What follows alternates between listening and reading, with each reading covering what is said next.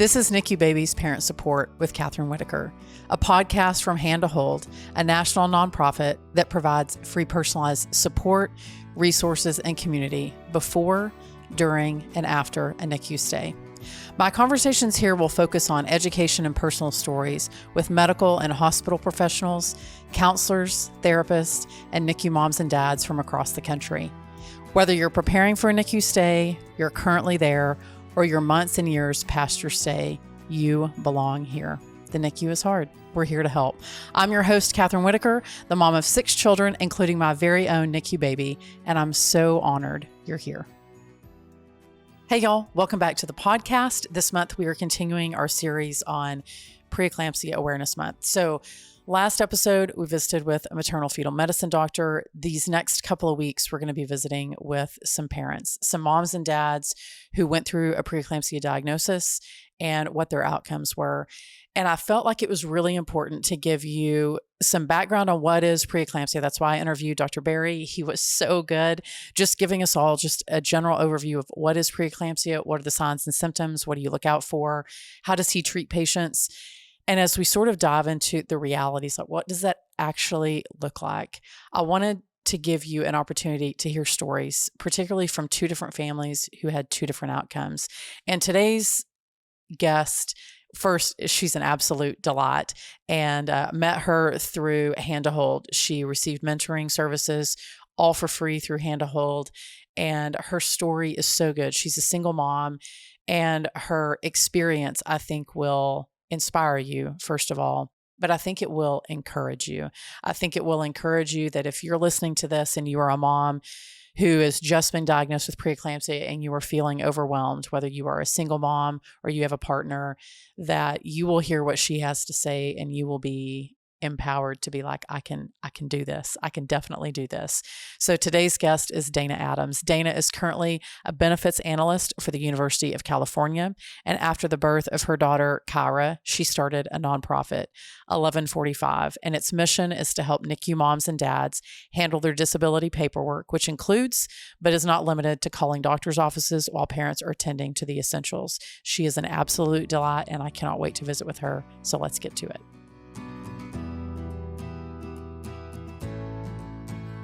So Dana, I'm so honored to have you here. We've been doing this big 4-part series on preeclampsia, your installment number 2, and really the first time that we've heard from a parent who has experienced preeclampsia in a very real way.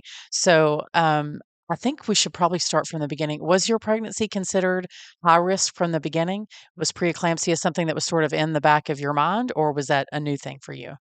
Well, it was always high risk because I was over the age of 25 now.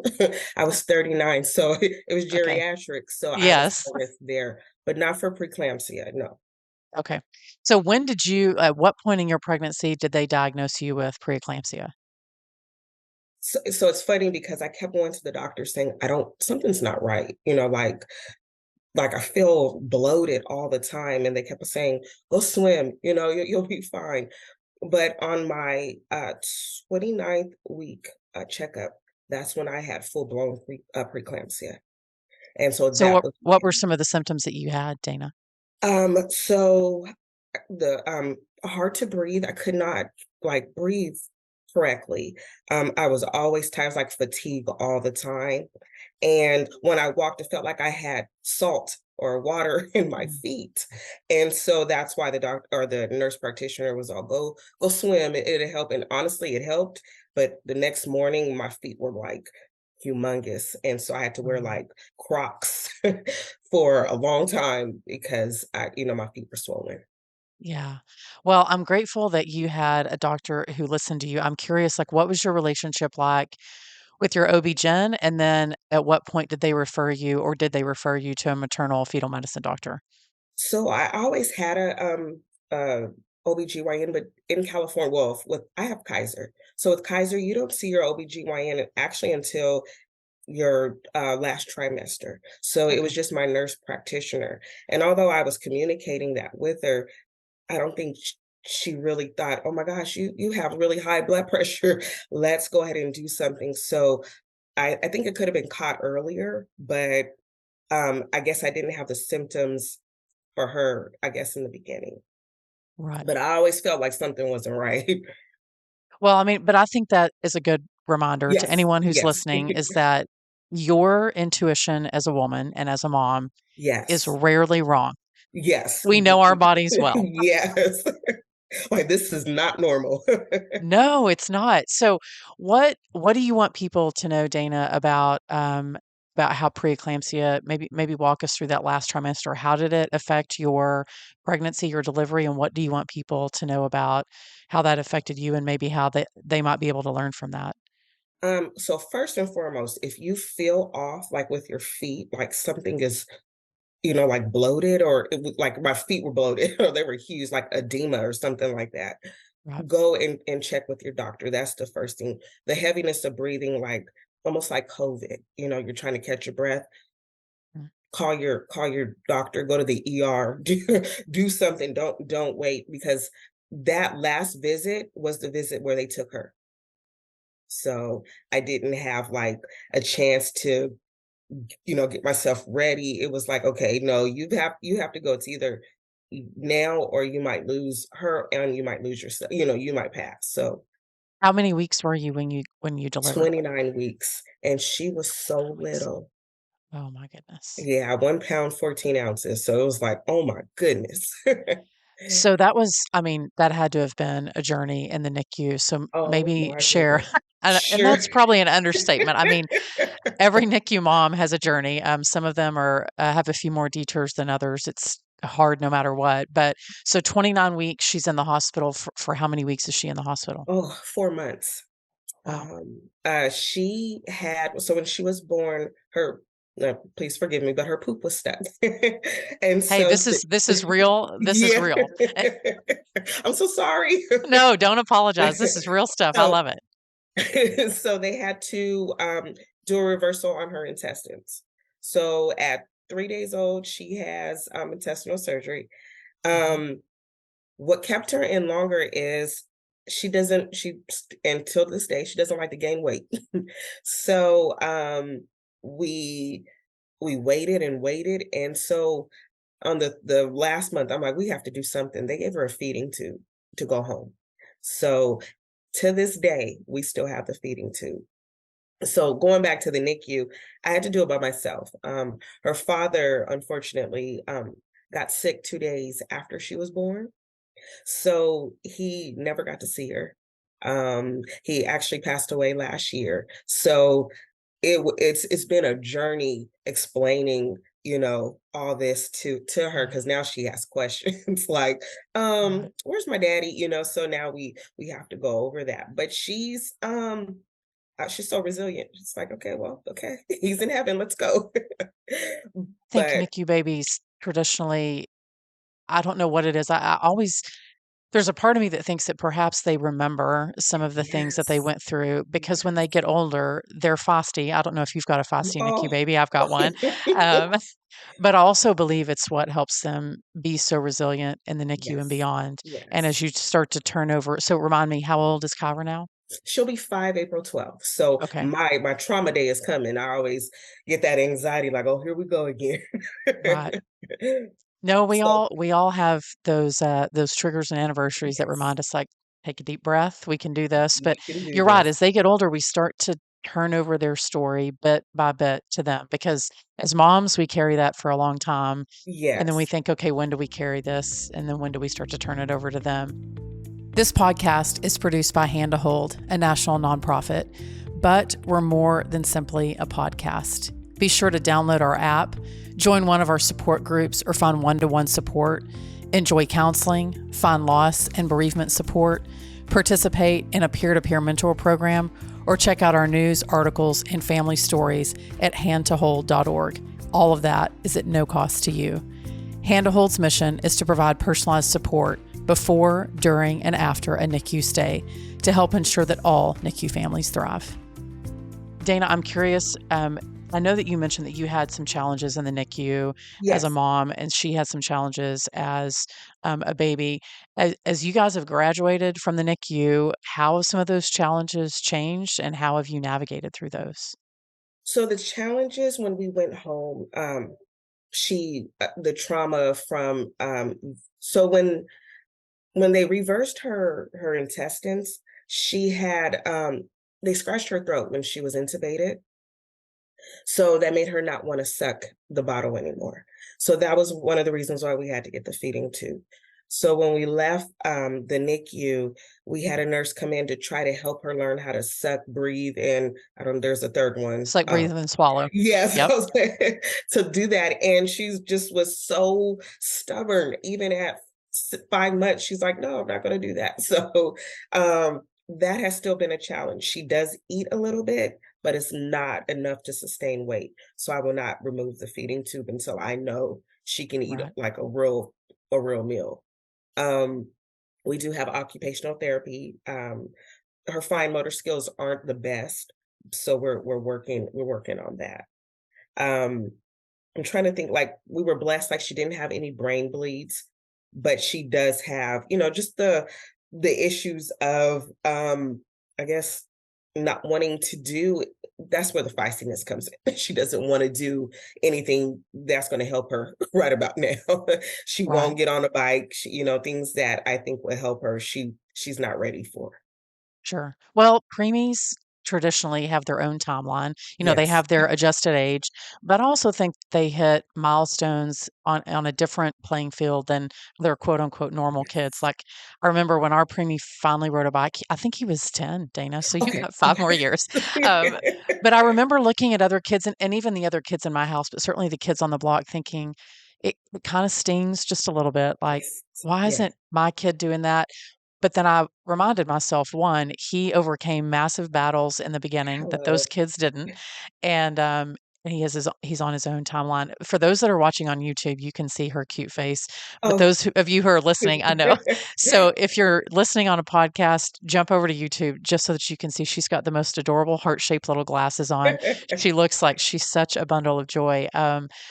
Dana, what do you think your biggest lesson has been from her and through your NICU experience that you'd love to share? I don't know if anybody's ever heard this song. This is how I fight my battles. Mhm. And I think it's like elevation worship. Yep. The day that they called me and they said that she wasn't breathing, and they wanted to resuscitate. And I was like, I don't want to do that to her. If it's her time to go, and then, let her go on and go to glory. And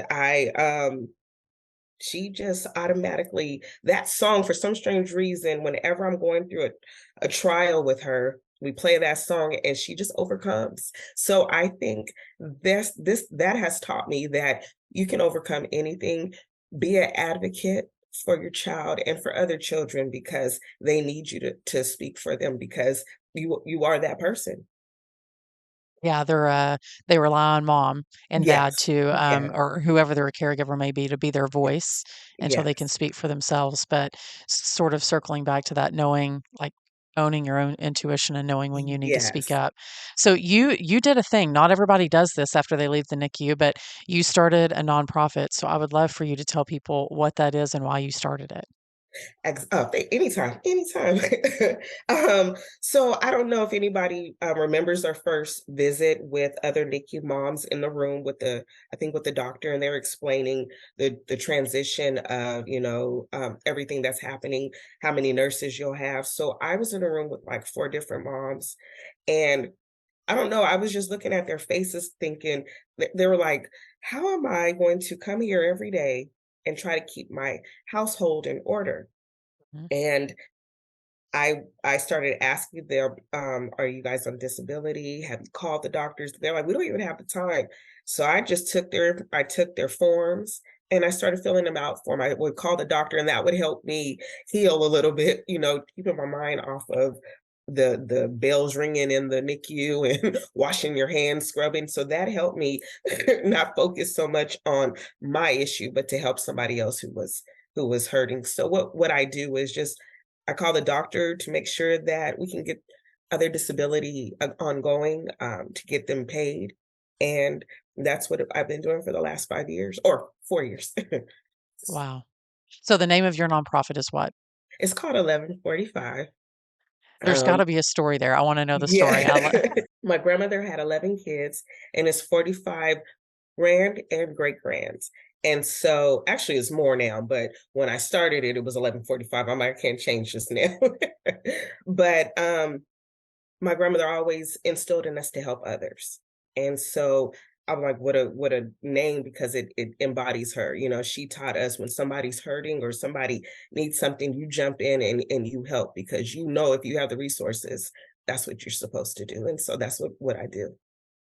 I'm sitting here, trying not to cry, thinking Oh no, about, don't. no, no, no, no. It's all good stuff. Just thinking about how you saw a need, you saw, and quite frankly, Dana, you saw a need in place that's really hard, that you were in a difficult place too, Yes, but that yes, you were able to step outside of your own trauma and look at other people and say, how can I help? We yes, all channel, I guess, cathartically. Like I started a blog, like everybody does yes, something, yes, and I love that you started that. So if people want to get in touch with you, what's the best way for them to, if they're so for those that may not know, so sometimes you can apply for short-term or long-term disability with your yes. children, and when you do that, you receive money, Benefits, support, yes. resources, all sorts of things. So if people want to get in touch with you, what's the best way for them to do that? The email is 1145@gmail.com.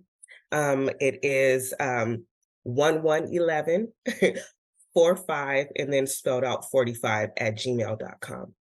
We'll make sure that we put that in the show notes, but I think it's a great resource. I wish that you had been around when I was in the NICU 13 years ago, but what a gift to people that are there now and feeling really overwhelmed. It is an easy place to get overwhelmed, but thank you for reminding us that just one day at a time, one thing at a time, let people help you. I think that's Yeah. probably the hardest thing for every Yes. NICU Yes. family Yes. members, to let people help them. What this is the question that I always ask of every guest, because Yes. I think that it's my favorite way to sort of summarize what it is we've been talking about. But what is your best advice to a mom who has either just gotten a preeclampsia diagnosis or she now finds herself in the NICU? What's your best advice to her? Breathe. And if my dad told me this when I was going through it. If you're in the NICU right now and your baby's early, just know that your baby really isn't supposed to be here right now. So let them cook a little bit and relax and get yourself ready for what's to come, because what's to come will blow your mind. So don't try not to get overwhelmed, because you will, the not knowing is what overwhelms you. But don't get overwhelmed, because and somebody's there to walk with you. If the social worker comes in there and they want to talk with them. If a counselor comes in there, talk with them, because the more you talk about it, the more you release the hurt and the frustration, and it won't be as bad when later on down the line. It just helps when people come in the room and talk with you, because you're going to need it, especially if you're a single mom and there's no partner with you. Well, I am in awe really of who you are. I know that we only know each other on a Oh, screen, but I'm in awe of the strength, Dana, that the NICU is a very difficult place, but for you to have done what you did with your nonprofit, but for you to give such good sage advice and reminding people it's okay to talk about this hard thing yes, and not yes, bottle it up, that there really are people who are trained to help you. And yes, you're the best person to love your baby. You've got that part down, yeah. but let Oh, people thank do. you. No, I you've do got have. that part. Thank you so much. I was going to say I do have one thing. Try not to compare your baby to somebody else. That was my hardest thing. Leave when I had preeclampsia. Trying to measure myself up to my colleagues who were pregnant. Like, well, how come they don't have it? Don't do it. There's a purpose, there's a plan, there's a reason why you are where you are. I wouldn't have known that Kyra had poop stuck had I not had preeclampsia. So these are the things that now it's like, okay, God was showing me that we had to take her because, something was wrong in utero. So That it's is okay. a that is a perfect way to end it, Dana. Thank you so much. Well, in today's 2-minute take, first of all, can we all agree that Dana has this amazing energy, this amazing outlook on a situation that I think many people might look at and say, no, thank you very much. I am sure that there are moments that Dana thought, I'm not sure I'm equipped for this, but let's do it anyway. To have a 29-weeker, to have a dad who was sick and then passed away not long after, I just think that she navigated some really hard things with grace and with vulnerability. I was so grateful that she shared some of those parts of her story with us, and that she had the wherewithal to also start a nonprofit, to step outside of herself and do that. But I think the thing that struck me the most, and I'm so glad I asked this question at the end, is what's your advice? And she gave some great things. But the part that I think I want you to remember is that she said, when someone comes into your room and offers you help, social work, counselor, nurse practitioner, whoever it is, and they want to talk to you, talk to them. Release some of the fear and the anxiety and your concern, and release that with them. You are in a place where they are preparing you for what life may be like when you walk out those NICU doors, whether it is with your baby or without your baby. You are going to walk out those doors and you are going to need some help. And so to have this basis, this reminder from her to say, access the help when it is offered. Sometimes as women, as caregivers to our children, we like to think that we have it all together, that we can do this. I'm going to read all the things and do all the stuff, and I'm going to walk out those doors and we are going to own this like a boss. And Dana's reminder was to use that time to prepare yourself for what comes next. We don't know what comes next, but there are so many resources in the hospital, and they are there to help you. All you have to do is ask. And with that, I can't wait to visit with you next time. We'll hear another story from another parent who experienced preeclampsia, and I know that it will be a story that will impact you. So until then, I'll see you next time. Thanks, y'all, for listening to NICU Babies Parent Support. Every parent and every experience is welcome here. If you are a NICU parent and you're finding yourself in need of support, please download our app. You can find it in the Apple Store or on Google Play, Hand to Hold. And if you love today's episode, you can share it, you can subscribe, and you can most certainly review it. We would love, love, love your reviews. It's how we reach more NICU parents. Thanks, and I'll see y'all next time.